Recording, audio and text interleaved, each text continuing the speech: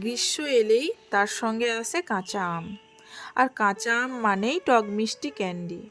কাঁচা আম প্রায় শেষ হতেই চলল, তাই তার স্বাদ সারা বছর জুড়ে যাতে নিতে পারি তার জন্য এই কাঁচা আমের ক্যান্ডি বানিয়ে রাখা।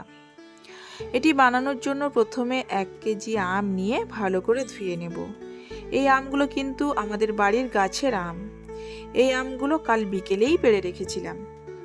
একটি কলা পাতা পাতিয়ে তার উপর বঁটি রেখে আমগুলো খোসা ছাড়িয়ে নেব। এই আমগুলো দেখুন প্রায় শক্ত হয়ে গেছে, মাঝ বরাবর চেরাই যাচ্ছে না, তাই সাইড থেকে কেটে লম্বা লম্বা টুকরো করে নেব।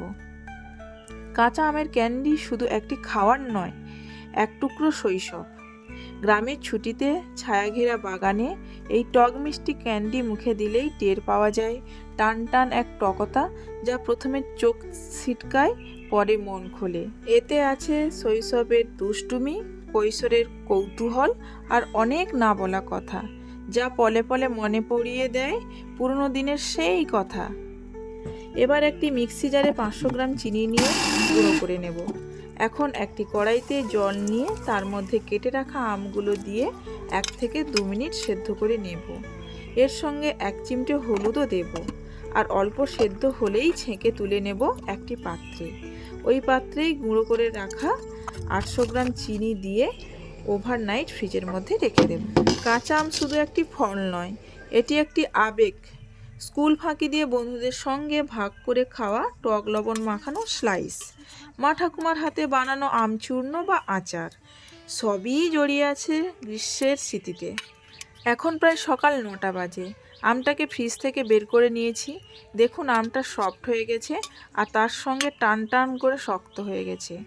এখন একটি কলা পাতার উপর প্রতিটি স্লাইসকে আলাদা আলাদা করে শুকোতে দিলাম। এই কাঁচা আমকে দীর্ঘক্ষণ সংরক্ষণ করার জন্য প্রাচীনকাল থেকেই সূর্যের আলোয় শুকিয়ে রাখা রীতি প্রচলিত। রৌদ্রে শুকালে এর স্বাদ ও পুষ্টিগুণ দীর্ঘদিন অটুট থাকে।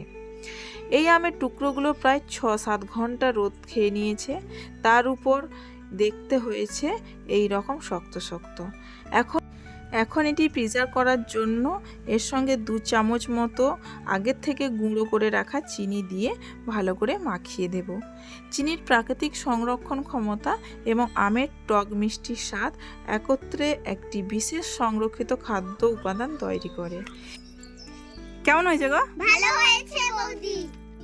আপনারাও এইভাবে একবার বানিয়ে দেখতে পারেন। 8 থেকে 80 সবাই পছন্দ করবে। টাটা, সবাই ভালো থাকবেন। নতুন নতুন রেসিপি পেতে চ্যানেলটাকে ফলো করুন।